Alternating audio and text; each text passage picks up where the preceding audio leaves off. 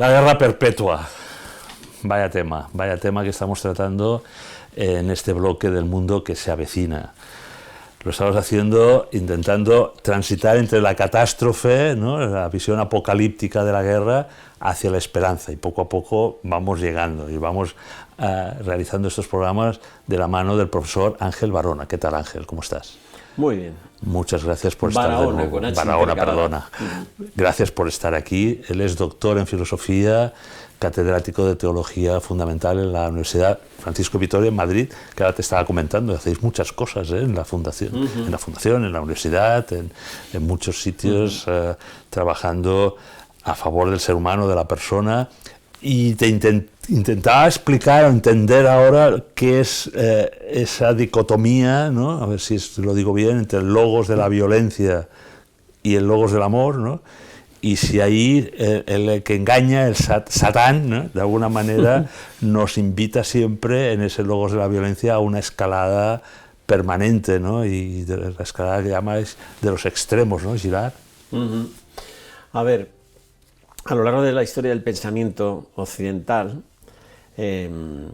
desde ya Heráclito, se hablaba de un logos violento, un logos de oposición, de contrarios, que era la dinámica de la historia y lo que generaba el cambio, ¿no?, en el universo, ¿no?, la oposición de contrarios. Y el término que se acuñó en el pensamiento filosófico era el dialéctico. Sí. Como si hubiera una especie de juego, de vaivén en la historia que condujese a algún sitio, ¿no? Por eso luego algunos como Hegel o Kant, etcétera, hablaban de hay que desarrollar una filosofía de la historia. ¿La historia tiene sentido o no tiene sentido? O es, como decía en el capítulo 5 de Macbeth, Shakespeare, ¿no?, la historia que es el relato de un loco lleno de furia y de rabia, que no tiene ningún sentido, o tiene un sentido.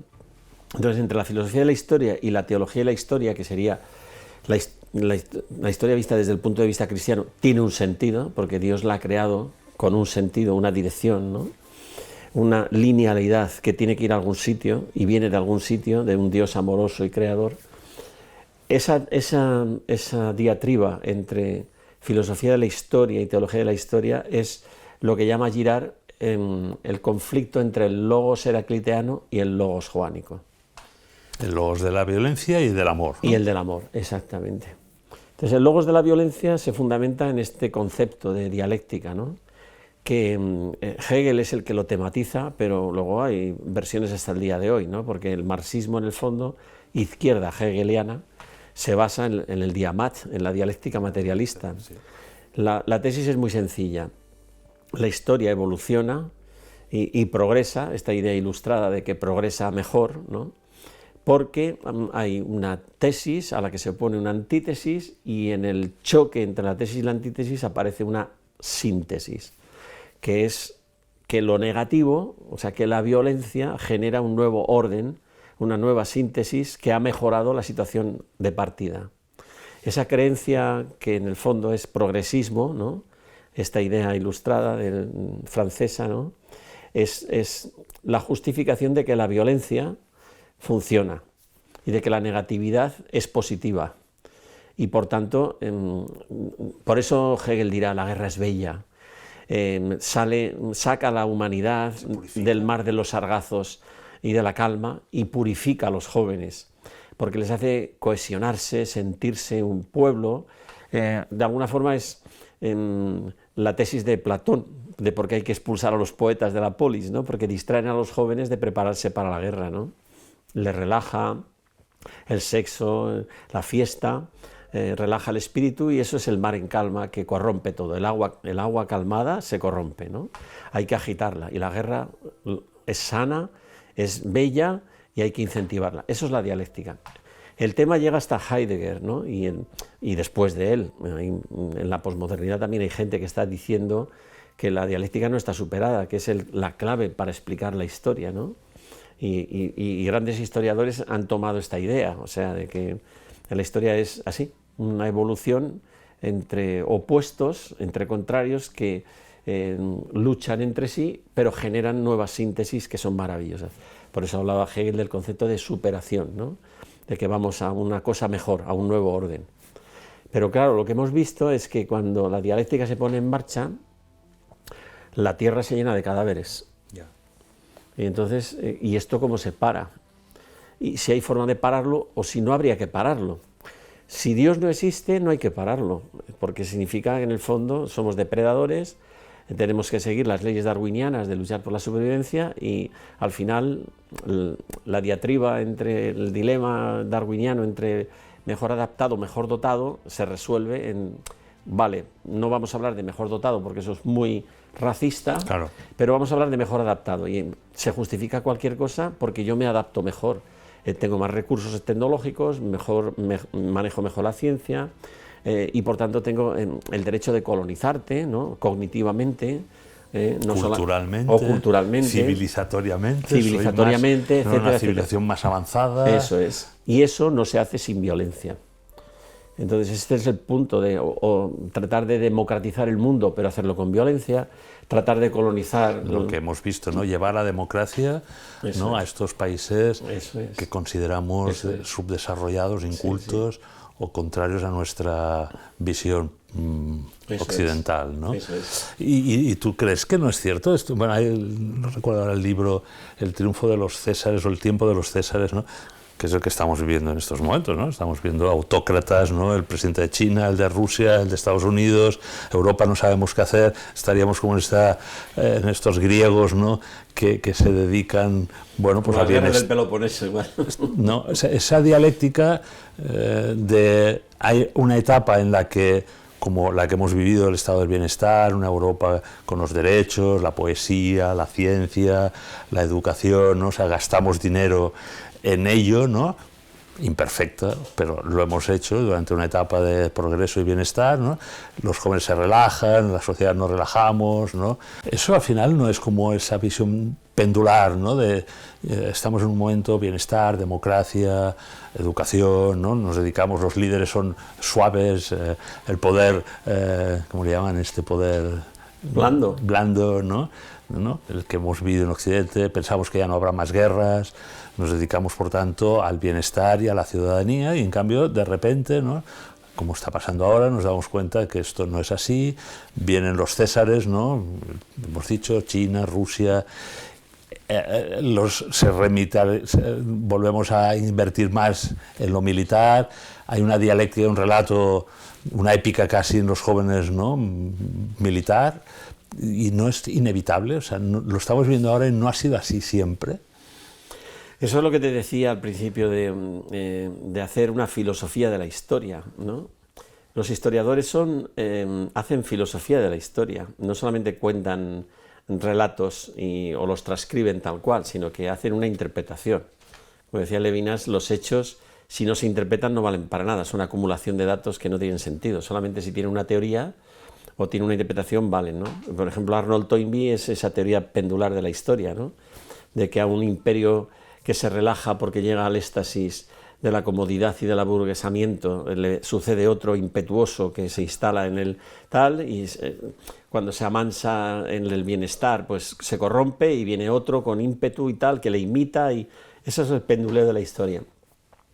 Por lo tanto, ¿qué podemos esperar de esa filosofía de la historia? Que la dialéctica es interminable, o sea que vamos a seguir, ¿no? Y vendrán otros con otro nombre distinto, pero que querrán exactamente lo mismo, ¿no? Esto es, por ejemplo, lo que estamos todo el mundo sospechando, ¿no? De que esta pacífica expansión de lo chino por el planeta es la sustitución del imperio americano, ¿no? Pero por otros métodos, ¿no? Los chinos claro, lo hacen son comercialmente. Hay que entenderlos desde la filosofía. Siempre hay una filosofía subyacente a toda política y son confucianos. ¿Y eso en qué se traduce? Pues eso significa que cuando estén seguros de que han colonizado económicamente el planeta, de que todas las acciones del mundo las tienen ellos, de que no hay posibilidad de contrarrestar ese poder militar que va increciendo, entonces es cuando dirán, oye, estamos aquí. Será ahora el hegemón, ¿no? Sí, eso es, el hegemón. Será el que sustituya a Occidente, ¿no? A Estados Unidos, porque Europa nos hemos creído que tenemos un derecho a la paz, que la paz ya es un derecho consolidado. Nos hemos olvidado de esa ley pendular, de que día a día, ¿no? Como la libertad, ¿no? Se ha de ir conquistando la paz. la tenemos ya resuelta para siempre, la teníamos, ¿no? Creíamos que la teníamos resuelta, ¿no? Fin de la historia, dijiste, ¿no? El fin de la Guerra Fría, de los dos bloques, ¿nos instalamos en la paz para siempre o no? O hay que conquistarla día a día, y lo estamos viendo ahora cuando la tenemos tan en peligro, ¿no? Esa paz. Es que Europa es un mar de contradicciones. Bueno, es su encanto también. Sí, ¿no? sí, tiene su encanto. No quiere reconocerse cristiana, pero tiene valores cristianos que se han laicizado, sí, secularizado, y por lo tanto ya no tienen vigencia, porque no se sostienen. Su versión de la Cáritas es la solidaridad, su versión de la fraternidad, o sea, de la comunión es la fraternidad. Ha minusvalorado todos los grandes valores cristianos, los ha querido secularizar y ahora no se aclara. Mimetizar, eso es, como tú decías. Los ha hecho suyos, los ha laicizado como si fueran una idea del racionalismo, pero no, en absoluto. Y ha tergiversado el concepto de igualdad, de libertad, de fraternidad, etcétera, y los ha manipulado, ¿no? Como decía Chesterton, son ideas cristianas que se han vuelto locas. Y Europa no se reconoce a sí misma. ¿Y entonces la paz? Pues eso es que no va a llegar. O sea, ahora mismo Europa en el concurso de las civilizaciones, como diría Huntington, ya no tiene audiencia, nadie le presta atención. El escenario teatral en el que se mueve la guerra, que esto es muy importante, que el planeta está en un escenario teatral, los actores ya no son, Europa ya no cuenta en este sentido, es una nostalgia, una ONG, una especie de prurito humanista que no dice nada, etcétera. El tema del teatro de la guerra, Europa ya no cuenta para nada. Pero no podemos liderar, ya sé que estás bastante contra el buenismo y ciertos pacifismos, pero no podemos liderar a la ciudadanía europea ese, no diré buenismo, pero... Que el derecho internacional solo se sostiene con la fuerza. Es así de penoso, pero no tiene vigencia, porque para eso hace falta la posibilidad de un logos joánico, de una cáritas o de un sentir a la humanidad como humanidad y no como tribus, naciones, lenguas, etcétera, ¿no? Entonces, Europa es la división absoluta, es la diversidad absoluta, no hay acuerdos de ningún tipo más que económicos y a duras penas se logran, no hay una unidad de ningún tipo. Me lo estás pintando muy negro, el futuro de Europa. Es que Europa yo creo que es la única democracia, más o menos, que se mantiene como tal.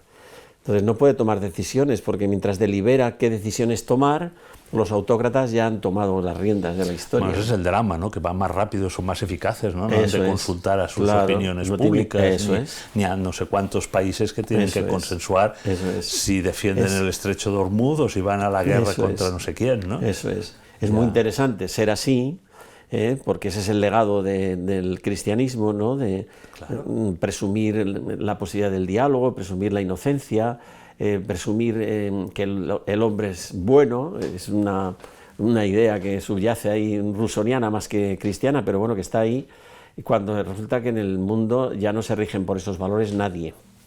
Pero entonces hemos de sucumbir a esos nuevos valores autócratas. Yo soy muy pesimista. Qué fuerte. Oye, ¿qué es la kenosis, la encrucijada entre esos dos logos bicéfalos que comentábamos, violencia y el logos del amor? Claro, ¿Qué es? Heidegger habla de que hay el logos evangélico, lo que pasa es que él de alguna forma lo integra dentro del logos heracliteano.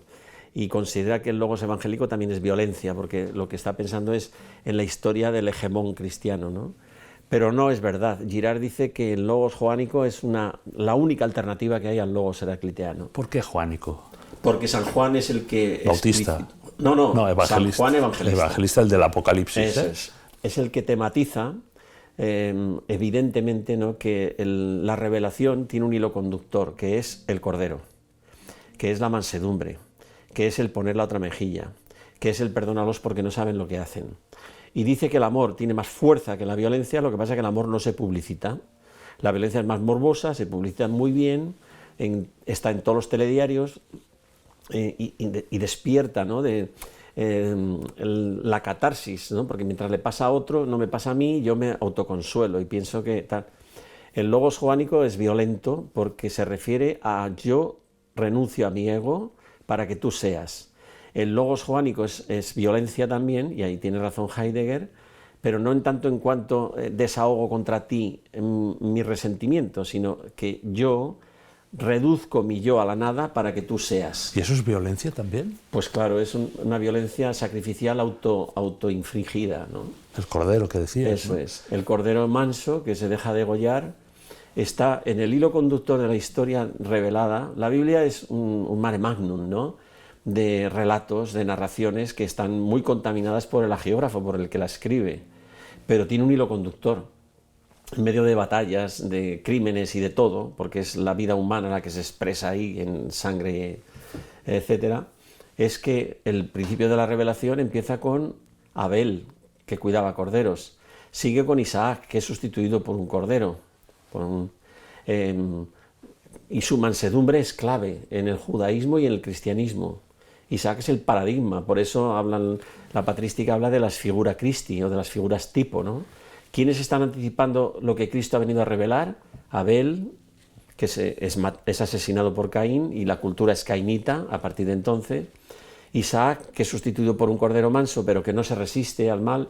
Isaac, dicen los hagiógrafos, que era mayor, se podía haber defendido del viejo Abraham, pero sin embargo dice Atame, Akedah, no me resista yo.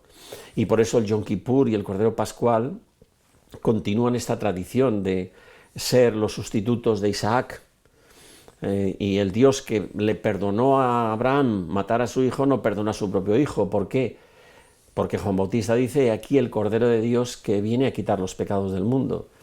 Está en todos los profetas, en todos los que han sido asesinados y perseguidos, como David. El himno de Melitón de Sardes del siglo II es precioso, habla de justo esto, ¿no? ¿Qué eres tú, Cordera mansa María, que has engendrado un cordero manso y que en la historiografía bíblica estaba prefigurado en Abel, en Moisés, perseguido por su pueblo, en Isaac, en José, que los hermanos matan a un cordero para tintar la túnica talar y engañar a Jacob cuando le han vendido a los madianitas, hasta el Apocalipsis, que San Juan lo cita 32 veces al cordero, y dice que la nueva Jerusalén ya no serán muros de piedra, murallas para defenderse de los enemigos, sino que serán los santos, pero la lámpara, el cordero. Por eso si vas a Israel, en el cenáculo verás que la lámpara de la que cuelga la luz en el cenáculo es un cordero, un bajo relieve, ¿no? ¿Y la idea de las bodas del cordero? Y las bodas del cordero. O sea, el cordero es una clave hermenéutica para Girard, no es un hallazgo casual de carácter lírico-literario, sino que es la revelación. Si Dios ha querido revelar algo a la historia de la humanidad, es que solo nos puede salvar el logos joánico, es el cordero. Y por eso, por ejemplo, en Isaías 53, que es un tema muy, muy, muy curioso para el diálogo judeo-cristiano, la palabra tamín, cuando habla de cordero, siervo y niño, es la misma palabra, taliyá, ¿no? Significa que la identidad de la revelación es el siervo de Yahvé, que está configurado de forma icónica en el cordero, y por eso el cordero está en toda la iconografía y en toda la historia de la revelación. Por eso el logos joánico es la alternativa al logos dialéctico, al logos heracliteano. El logos joánico para la violencia, diciendo, ¿cuál es la verdad? Le dice Pilatos, ahí la tienes, el ecce homo. Flagelado, machacado, hambriento, injustamente tratado, no se defiende. Cuando lo comentamos el otro día, en esa dialéctica entre Barrabás y Cristo, estamos hablando de esos dos logos. Traerlo a colación en tu memoria, porque lo que se presenta es el trato sórdido que plantea Pilatos, que es un político posmoderno. O sea, Pilatos es un paradigma de la política posmoderna, porque en el fondo dirimir entre el logos heracliteano, que es Barrabás, un celota que cree que lo que hay que hacer es matar romanos y acabar con la colonización romana, es lo que cree toda la humanidad, que la liberación, la salvación, la paz viene de matar. ¿El Mesías será alguien así, El ¿no? Mesías será... Bueno, de hecho los celotas esperaban un Mesías guerrero, ¿no? Y Bar Kokhba, etcétera, era lo que ellos creían, que era la encarnación del Mesías, y luego, pues, como murió, ¿no? Pero al otro lado está el ecce homo. Y el político posmoderno, que funciona por las encuestas, que es Pilatos, hace una encuesta. ¿A quién queréis que suelte? Y la masa mimética, dice Girard, la masa mimetizada por el Sanedrín y por unos cuantos manipuladores que gritan, suelta a Barrabás. ¿Y qué hago con este? Crucifícalo. La disyuntiva entre Barrabás además es el hijo del padre de la violencia. Es un terrorista, en el sentido, sí, sí, desde el punto de vista romano, terrorista, desde el punto de vista judío, un héroe, pero un héroe que cree en la violencia. La alternativa es el hombre que no se defiende, que no se resiste al mal, que pone la otra mejilla, que ha hablado de un amor cuya violencia consiste en renunciar a su propia supervivencia para mostrar cómo es el amor. Entonces dice, si quieres encarnar el amor, Dios es amor, entonces lo que tienes que hacer es amar a tu enemigo, por encima de tu propia supervivencia. La encuesta es definitiva, y por eso a Girard le atrae la atención lo que dice Caifás. En el momento en el que el conflicto rival entre judíos y romanos está a punto de explotar en una guerra civil, la solución es conveniente que uno muera por todos, dice Caifás. El chivo expiatorio de nuevo. Y entonces la gente aclama, suéltale y crucifícale. Y se realiza la catarsis, se desahoga toda la violencia contra él y la paz es espuria, porque dura un tiempo. Nada más, no es definitiva, porque necesitaremos otra vuelta al año que viene, ¿no? Un parche. Periódico, ritual, para poder realizar mediante este rito este desahogo de la violencia que se contiene a duras penas en el seno de una sociedad dividida. Y por eso Jesucristo no es el episodio de hace 2000 años de un conflicto entre judíos y romanos, sino un paradigma de la humanidad, que siempre tendrá que dirimir en la opción doble entre la violencia y el amor. Esta es la revelación. Y cada día más estamos más cerca de que se nos vuelva a plantear este trato sórdido, porque ahora mismo ya no estamos hablando de cañones napoleónicos que matan 4 o 16, o armas de corto alcance o de largo alcance, o de misilillos que destruyen un barrio o lo que sea, ¿no?